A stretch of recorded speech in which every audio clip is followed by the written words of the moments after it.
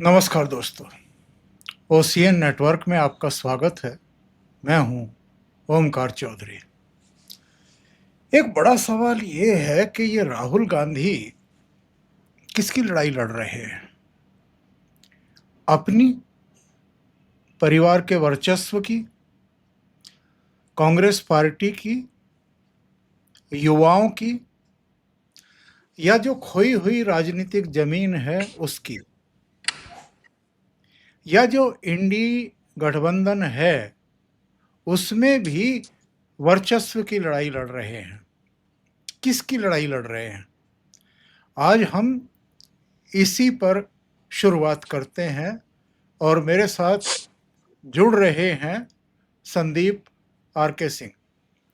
तो आप जानते हैं, उनसे सुपरिचित हैं, उनका कोई लंबा चौड़ा परिचय मुझे देने की ज़रूरत नहीं है। संदीप, बहुत स्वागत है आपका। सर, नमस्कार। बहुत बहुत धन्यवाद। आपके चैनल पर आने पर मेरा सौभाग्य। और दर्शकों को नमस्कार और प्रणाम। वंदे मातरम। जी सर। क्या राहुल गांधी की लड़ाई देश के युवाओं और संविधान के लिए है, या उनके परिवार की खोई हुई राजनीतिक जमीन की वापसी का संघर्ष है? और कभी भारत जोड़ो यात्रा, कभी पार्लियामेंट को रोक करके बैठ जाना, कभी थाने में जाकर के एसएचओ से पूछना कि यहाँ अमित शाह की तस्वीर कैसे लगी है। ये कोई तारतम्य दिखाई देता है क्या, या कंट्रोडक्टरी दिखाई देता है? ये सब संविधान की किताब लेकर के जेब में घूमते हैं, पार्लियामेंट को नहीं चलने देते। पार्लियामेंट ने जिसे कानून का दर्जा दिया है, उस वंदे मातरम को पूरा नहीं गाते। सीडब्ल्यूसी की बैठक बुला करके आप वहाँ भी केवल 1937 में अटक करके रह जाते हैं, 2026 से जैसे आपका कोई लेना देना ही ना हो। सर, राहुल गांधी जो लड़ाई लड़ रहे हैं वो लड़ रहे हैं ईसाइयत की। ईसाइयत का जब अंग्रेज मिशनरी आए थे, आए थे, तो वो अपने साथ मिशनरीज लेकर आए थे और भारत में क्रिश्चियन कन्वर्जन तब से शुरू हुआ। और हर जगह जहां भी ये यूरोप से गए, स्पेनिश लोग साउथ अमेरिका गए, पोर्टुगीज ब्राजील गए, पोर्टुगीज गोवा आए, कई लोग इंडोनेशिया पहुंचे।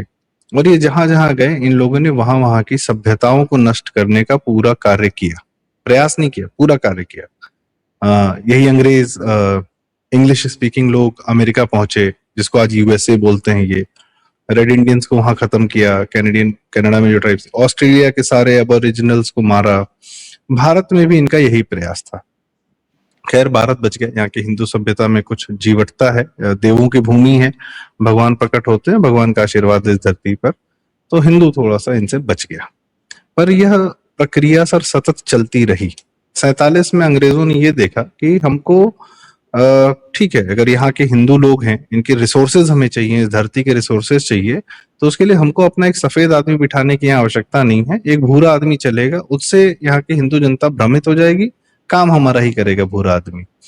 और इसीलिए हर प्रकार से ये इनके इन प्रकार एक ही परिवार के लोग जो कि ऑलरेडी कॉम्प्रोमाइज थे, जिनका इतिहास कॉम्प्रोमाइज था, उनको बार बार ही सत्ता में लाने का प्रयास करने के लिए बाहर से फंडिंग भी हुई, बाहर से हैंडलिंग भी हुई, और बाहर से ही पॉलिसी वगैरह भी दी गई कि आपको यही कार्य करना है, ज्यादा कुछ नहीं करना है। 2 दिन पहले मोदी जी ने एक स्पीच में बताया कि किस प्रकार से प्रोडक्टिविटी को किल किया जाता था। सर, कैसी कोई पॉलिसी कौन बना सकता है कि डिमांड है, कंज्यूमर स्कूटर चाह रहा है, इंसान कार चाह रहा है, कंपनियां बनाने को तैयार हैं, रॉ मटेरियल है भारत में, पर सरकार ने कह रखा है कि नहीं, आप इस संख्या से ज्यादा यदि बनाएंगे तो आपको हम पेनलाइज करेंगे। और ये नेहरू की लाइसेंस कोटा परमिट राज की राजनीति थी, जो परिवार जब तक सत्ता में रहा, राजीव गांधी तक, तब तक यह रहा। उसी कांग्रेस से नरसिम्हा राव जी भी आते हैं, पर उन्होंने सारी पॉलिसी चेंज कर दी। कोई लॉजिकल तो यही था जो नरसिम्हा राव जी ने किया। राहुल गांधी वापस से उसी दिशा में लेकर जाने का प्रयास करते हैं, और इसीलिए नरसिम्हा राव जी से चिढ़कर सोनिया गांधी ने कांग्रेस के परिसर में, ऑफिस में नरसिम्हा राव जी की बॉडी को आने भी नहीं दिया। और क्या कुकर्म किया वो हम सब जानते हैं, आप लोग सब बेहतर जानते हैं। चिढ़ थी। कोई भी अगर हिंदुत्व का कार्य हो, सर इस देश की भूमि 80% हिंदू है, कम से कम है। ऐसा क्या आवश्यकता है कि हिंदुओं के कार्यों को ही आपको जो है तज देना है, तिलांजलि दे देनी है? सोनिया गांधी सुपर पीएम थी, 2013 में वक्फ बोर्ड को सारी संपत्तियां दे दी दिल्ली की, तो क्या किसकी भूमि थी वो? फिर कम्युनल वायलेंस बिल ला रहे थे, तो क्या राहुल गांधी को नहीं पता था उस समय यह बिल क्या है? राहुल गांधी की सहमति थी कम्युनल वायलेंस बिल में। 2010 में बताए थे कि हिंदू टेरर ज्यादा खतरनाक है, इस्लामिक टेरर कम है। हाल फिलहाल में मुस्लिम लीग को सेकुलर बता रहे हैं। क्या इनको इतिहास का ज्ञान नहीं है कि इस इस्लाम ने, मुसलमान पार्टियों ने भारत के साथ क्या किया है? और क्या है कि अपने भी परिवार की कमियां छिपानी। अगर ये लोग सत्ता में रहते तो नेहरू, इंदिरा गांधी की ये सब पॉलिसीज पर बात थोड़ी होती। भारत का सबसे भयावह काल रहा राजीव गांधी के 5 साल। भारत जल रहा था, आर्थिक रूप से दिवालियेपन की तरफ जा चुका था। इन्हीं के 5 साल चंद्रशेखर जी और वीपी सिंह जी के समय काल में नहीं हुआ था। 3-3 महीने, 6-6 महीने की जो प्राइम मिनिस्टरशिप थी। राजीव गांधी के 5 साल में भारत दिवालियेपन की तरफ जा चुका था। एंडरसन को भगा दिया, अपने भोपाल के हिंदू, अगर वहां भोपाल के जो भी नागरिक थे वो हम मरे, लेकिन किसको छोड़ना जरूरी समझा? एक क्रिश्चियन एंडरसन को। घर में कौन आता जाता है? पत्रोची। और इटली से तो खैर, इटली से संबंध इसलिए क्योंकि इटली के अंदर वेटिकन है। मदर टेरेसा को किसने दिलाया? वो भी इन्होंने दिलाया, भारत रत्न इत्यादि इत्यादि। और कन्वर्जन में भारत की प्रतिमाएं, सोनिया गांधी के परिवार पर आरोप है कि भारत की मंदिरों से प्रतिमाएं चुराकर हमारे देवी देवता भगवानों की इन लोग के पूरे परिवार ने दुनिया भर में बेचा। आरोप है, एक किताब है the idol thief, S Vijay Kumar ji की, वो पढ़ने लायक जी। तो ये राहुल गांधी उसी परंपरा के वाहक हैं, उसी श्रृंखला में एक कड़ी और है। और राहुल गांधी सिर्फ और सिर्फ टाइम पास कर रहे हैं। राहुल गांधी का इतिहास तो छोड़, जिनके परिवार का, राहुल गांधी के स्वयं के कुकर्मों पर आते हैं। 2016 में जेएनयू में नारा लगा, भारत तेरे टुकड़े होंगे इंशाअल्लाह इंशाअल्लाह, और उनको नारे लगाने वाले कम्युनिस्टों को अपने घर में बिठा लिया राहुल गांधी ने, अपना सलाहकार बना लिया, और कन्हैया कुमार को कम्युनिस्ट पार्टी से सीधे कांग्रेस में ले आए, और उनको जो है बिहार में अपने एलाइज के खिलाफ उनको खड़ा करने का प्रयास किया, सिर्फ इसलिए क्योंकि वह नारा लगा रहा था भारत तेरे टुकड़े होंगे। आजकल जेनजी पे लगे हुए हैं। तो ये जेनजी शब्द कहाँ से आता है? नेपाल से आता है। जब कुछ यंगस्टर्स ने नेपाल में आग लगा दी थी, राजधानी में, काठमांडू में, और वहां पर मंत्रियों को मार के भगा दिया। राहुल गांधी उसी मॉडल को यहाँ दोहराना चाहते हैं। क्यों दोहराना चाहते हैं? क्योंकि भारत की प्रगति उनको तकलीफ देती है। भारत में वो, जैसे हम लोग देखते हैं कि अरे वो चुनाव हार रहे हैं, फिर भी वो वंदे मातरम का तिरस्कार कर रहे हैं, या वंदे मातरम के प्रति जो उनका जो व्यवहार दिख रहा है वो हमें उचित नहीं दिखता है। क्यों? वंदे मातरम पे आपको बहुत एब्सर्ड रिएक्शन देने की राहुल गांधी और सोनिया गांधी को जरूरत नहीं थी। What they want is a consolidation of Muslims behind them, ताकि भारत में आग लगाई जा सके। भारत की प्रगति जो हो रही है, यदि भारत में कहीं भी आग लगती है तो भारत की जो प्रगति है, जो पहले 12 साल हमको, इस पिछले 12 साल मिले शांति के, इनके माता जी के कार्यकाल कोई भी हो, या इनके वही फिर इतिहास में कोई भी दशक उठा लीजिए, कोई भी दशक, भारत क्या जल रहा था, कितना झेल रहा था। हम अगर पिछले 12 साल की बात करें तो कितना शांत है। ये शांति किसी को तकलीफ कैसे दे सकती है? तकलीफ उसी को देती है जो भारत की शांति बर्दाश्त नहीं कर सकता है। कौन नहीं कर पा रहा है? यूएस नहीं कर पा रहा है, हम बार बार देख रहे हैं। यूरोप नहीं कर पा रहा है। यूरोप बता रहा है कि हम तेल कहां से खरीदेंगे। तुम्हारा एंटाइटलमेंट हमने तुम्हारे घर में आपको वापस सूद समेत दे दिया, हमारे जयशंकर जी ने, कि भैया रखो अपना एंटाइटलमेंट अपने पास, भारत को जो करना होगा करेगा। हम यूएस से भी ट्रेड डील नहीं कर रहे हैं, हम यूके से जब अपने हिसाब से अपनी शर्तों के अनुसार ट्रेड डील कर रहे हैं। तो ये एंटाइटलमेंट था कि हम ही तय करते हैं भारत का लोगों का भविष्य, और उनको दुर्दशा में रखने का सारा कार्यक्रम हम करते रहेंगे, और वो दुर्दशा में रहेंगे, गरीबी रहेंगे, तो उनका ईसाइयत में कन्वर्जन आसान हो जाएगा। उन इलाकों में नक्सलिज्म भेजने का, अब इनका पूर्व गृह मंत्री खुद कह रहा है मैं नक्सल हूं। दिमागी नहीं कह रहा, वो कह रहा मैं नक्सल हूं, हार्वर्ड से पढ़ के आया था। तो ये एक तंत्र है जो भारत को सदैव गरीब बनाए रखने की प्रक्रिया में लगा हुआ है, और राहुल गांधी को वही लोग समझ में आते हैं। यार राहुल गांधी तो, आपने कहा जोड़ो यात्रा ये चल रहे थे, तोड़ो यात्रा कर रहे थे, दक्षिण में उस इंसान के साथ घूम रहे थे जिसने यह तक कह दिया था कि भारत की भूमि नापाक भूमि है, इसीलिए मैं अपने पांव भी नहीं रखता, जूते पहन के घूमता हूं इस पे, क्रिश्चियन था। तो राहुल गांधी भारत को जलाने में, भारतीय सभ्यता को, क्योंकि सर ईसाइयत को और कुछ नहीं आता, 2000 साल पहले से जब से निकली है जेरूसलम से, और रोमन सभ्यता के साथ जो उसका कॉकटेल बन गया रोमन एम्पायर के साथ में, तो उसने फिर दुनिया जलाई ही है। और यहाँ तक कि यूरोप को 600-700 साल तक जला के रखा, डार्क एजेस की 1.5-2 लाख महिलाएं, उस समय तो सर पॉपुलेशन भी करोड़ों में नहीं होती थी, फिर भी इन्होंने 1-1.5 लाख महिलाएं जलाई। और अंत में क्या करते हैं, वहां से जलाकर निकलते हैं, इस्लाम को सौंप कर चले जाते हैं किसी भी भूमि को। हिंदुओं, भारत में ये क्या क्यों कंसोलिडेशन कर रहे हैं इस्लामिक लोगों का, ताकि भारत में फिर से आग लगाई जा सके, आधा दे पूरब और पश्चिम जो है वो इस्लामिक हो जाए और दक्षिण जो है वो ईसाइयत से भर जाए, बस यही चाहिए। क्योंकि इनको अपने से पुरानी 2000 साल से पुरानी कोई भी सभ्यता इन लोग को समझ में ही नहीं आती, तो इसलिए ये उसी श्रृंखला के कर्णधार हैं। और देखिए आगे क्या करते हैं। जी सर। ये जो स्पष्ट दिखाई दे रहा है कि ना संविधान को आप मानेंगे, ना संसद को आप मानेंगे, ना स्पीकर को मानेंगे, ना सभापति को मानेंगे, राष्ट्रपति का भी आप अपमान करेंगे, अवमानना करेंगे। और ये केवल इस परिवार का नहीं, हमने ममता बनर्जी का भी देखा था कि जब राष्ट्रपति वहाँ एक कार्यक्रम में गई थी, तो ममता बनर्जी न केवल उनको रिसीव करने नहीं पहुंची, बल्कि जो प्रोटोकॉल होता है कि किसी कैबिनेट मंत्री को भेज देते, चीफ सेक्रेटरी को, डीजीपी को ही भेज देते, नहीं भेजा गया था। और उल्टे राष्ट्रपति पर उन्होंने बहुत तीखे हमले किए थे। तो ये क्या एक अनार्की की सिचुएशन पैदा करने की कोशिश कर रहे हैं लगातार? कोई जिसको हम ये मानते हैं कि इनके परिवार में 3-3 प्रधानमंत्री हुए हैं और वो नेता प्रतिपक्ष का तमगा लिए बैठे हैं, क्या ऐसे व्यक्ति को शोभा देता है कि किसी थाने में जाकर के धरने पर बैठ जाएं और ब्लैकमेलिंग करने लगें, कानून व्यवस्था की स्थिति जो है बिगाड़ करके रख दें कि जब तक एफआईआर दर्ज नहीं करेंगे आप, तब तक मैं यहाँ से उठूंगा ही नहीं? पुलिस का ये मानना है शुरुआती इन्वेस्टिगेशन में कि पैलेट गन चलती है तो किसी एक आदमी को छर्रे नहीं लगते हैं, जब भीड़ पर चलती है तो कई लोगों को छर्रे लगते हैं।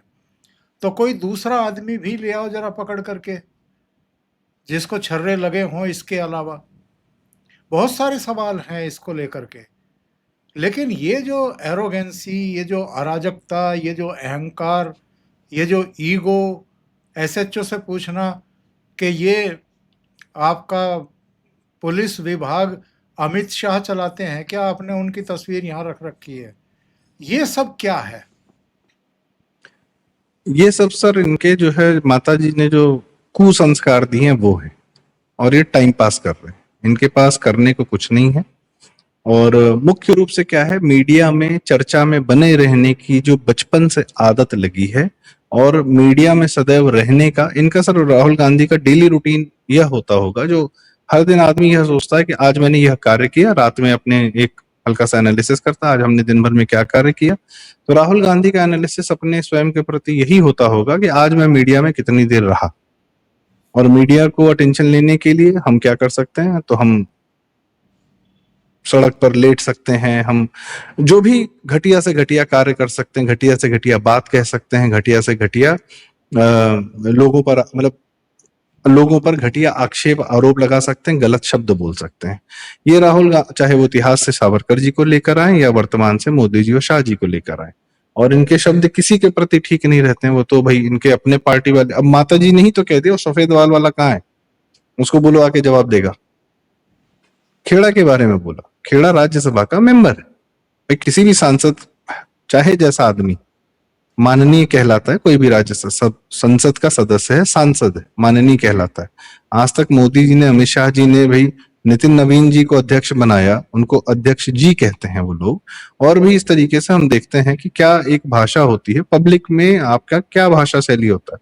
राहुल गांधी गालीबाजों को घर में बुला लेते हैं, बिठा लेते हैं, जितने वाहियात किस्म के लोग हैं, तो राहुल गांधी अपने चरित्र के जैसे लोगों को बुला लेते हैं, उनसे मिलते जुलते रहते हैं, और वही उनको समझ में आता है, और उनके ज्ञान की प्रवाह इतना है कि बादल फट गया है और बस पानी बह रहा है और उसकी कोई सीमा नहीं। तो उस बाढ़ में वो राहुल गांधी चाहते हैं कि हम सब डूब जाएं इनके ज्ञान की बाढ़ में। और ये सर, ये जो आदतें हैं ये डेस्पोट्स की हैं, ये तानाशाहों की आदतें। ये व्यवहार जो है, ये राहुल गांधी अपना जब सत्ता में थे तब ये 2012 के उत्तर प्रदेश के इलेक्शन से पहले भट्टा परसौल में भी ये नौटंकी कर चुके थे, जहां पे इनकी वजह से 6-7-10 लोगों की जान चली गई थी और इस आदमी के चेहरे पर एक शिकन नहीं थी। इसका बस चले तो मुलायम सिंह से ज्यादा हिंदू लोगों पर गोलियां चलवा दे, क्योंकि हिंदू अब बर्दाश्त नहीं होते इनसे, बिल्कुल नहीं होते। हिंदू सत्ता तो बिल्कुल बर्दाश्त नहीं होती इनकी। माता जी, इनका सर ये है कि हम टाइम पास कर रहे हैं और किसी न किसी दिन हम आराम से पीएम बन जाएंगे, क्योंकि राहुल गांधी को पीएम बनने के लिए सर 272 सीटें नहीं चाहिए। राहुल गांधी को पीएम बनने के लिए मात्र 150 सीटें चाहिए, जिसमें इनकी माता जी भी पीएम बन चुकी थी। मोदी जी आज 240 पर हैं, कांग्रेस 99 पर है। यही थोड़ा सा 10-20 सीट का अंतर हो जाए तो सारी हमारी पॉलिटिकल पार्टीज वो किस तरफ जाएंगी हमको आपको पूरी तरीके से अंदाजा है। भाजपा के साथ नहीं खड़ी रहेंगी, पर्टिकुलरली मोदी जी के साथ नहीं खड़ी रहेंगी। आज जो लोग हैं, सबसे पहले यही क्यों बात उठी, चर्चा उठी कि अरे धागे भर से टंगे हैं, कभी भी गिर जाएंगे।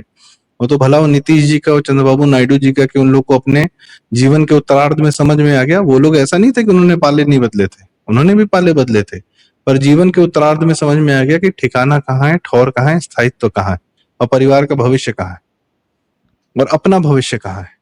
तो वो उनको सही आदमी मिल गए। पर यह बात सारी पॉलिटिकल पार्टीज तो नहीं जानती। तो राहुल गांधी को यह पता है कि मैं ये सब करता रहूंगा, मीडिया में चर्चा, और मैं अपना स्थान बना के रखूंगा कि मुझे एक, सर देखिए, सत्ता वैक्यूम में तो नहीं रहेगी। यदि भाजपा हारती है तो कोई ना कोई पीएम तो बनेगा। हमारे यहाँ तो गुजराल जी, देवेगौड़ा जी, वीपी सिंह जी, चंद्रशेखर जी, मनमोहन सिंह जी भी बन जाते हैं। गुलजारी लाल नंदा भी हमारे यहाँ दो बार जो है कार्यवाही प्राइम मिनिस्टर बन जाते हैं। सो पॉइंट इज कि राहुल गांधी को ये पता है कि कोई बनेगा तो मैं ही क्यों ना हूं, उस समय का सबसे बड़ा दावेदार मैं रहूंगा। मुझे तब तक बस टाइम पास करना है। टाइम पास करने के लिए सर ठीक है, फंडिंग चल रही है। बाहर के लोगों ने भी राहुल गांधी के चेहरे में इतना इन्वेस्ट कर रखा है कि अब वो किसी नए चेहरे पर काम भी नहीं करना चाहते। आजकल केजरीवाल को साइड कर रखा है। राहुल गांधी ने मुख्य रूप से हर दिन ये क्लेम करते हैं कि ऑपोजिशन का चेहरा मैं ही हूं, भले इस चक्कर में वो अपने ऑपोजिशन के लोगों को निपटाते चले। तो तभी फंडिंग आएगी कि बाहर के लोग, जो लोग भारत में रेजिम चेंज करना चाहते हैं, भाजपा की सरकार या मोदी जी को नहीं चाहते हैं, या योगी जी को या शाह जी को नहीं आने देना चाहते हैं एज अ पीएम, वह क्या करते हैं कि वह इन चेहरों में इन्वेस्टेड रहते हैं, इनको जिंदा रखते हैं। इसके उदाहरण है सर हमारे पास। ईरान में रिवॉल्यूशन हुआ, वहां की कम्युनिस्ट पार्टी ने वहां की महिलाओं को भड़काया और शाह के खिलाफ भड़काया। ट्रूडो पार्टी थी, क्या था, उन्होंने रिवॉल्यूशन किया ईरान में। आकर किसने सत्ता संभाली? इराक का एक शिया था जो 25 साल से फ्रांस में रह रहा था, उसका नाम था अयातुल्ला खुमैनी। उसने आके ईरान के साथ जो किया वो हम सब जानते हैं। बांग्लादेश में शेख हसीना यदि जाती हैं, छोड़ दिया जाता है उनको या हटा दिया जाता है, या उनको उन पर जो भी इस तरीके से उनके भी पैलेस में या उनके जो सरकारी आवास था उसमें घुसकर जिस तरीके से तांडव किया जाता है, तो उनकी जगह पर कौन आता है? अमेरिका में रह रहा मोहम्मद यूनुस, और उसके बाद चुनाव होने के बाद ब्रिटेन में 20 साल से रह रहा भागा हुआ तारिक रहमान। पाकिस्तान वाले तो आते रहते हैं, जाते रहते हैं, पाकिस्तान में कम रहते हैं, डुअल सिटीजनशिप रहती है। जो पाकिस्तान का छोड़ता है वो सीधे फिर अमेरिका, ब्रिटेन, कनाडा ही पहुंचता है। तो और इस प्रकार से बहुत सारे देश हैं कि जिनके सारे पापियों को यूरोप और ब्रिटिशर्स और अमेरिकन पालते हैं और समय आने पर उनको बिठा देते हैं। जेलेंस्की कहां से आया था?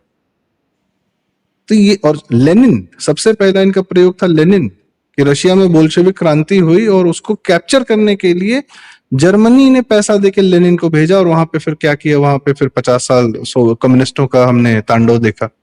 यह प्रयास वह यहाँ भी करते हैं। भारत के साथ यह है कि भारत के जो द्रोही हैं, भारत विरोधी जो लोग हैं, वो भारत में दिल्ली में आराम से चैन से रह लेते हैं, पब्लिक के साथ कोई दिक्कत नहीं आती। यहाँ के लोग उनको ना लाठी मारते हैं ना डंडा मारते हैं, कहते तुम भी अपना काम कर लो।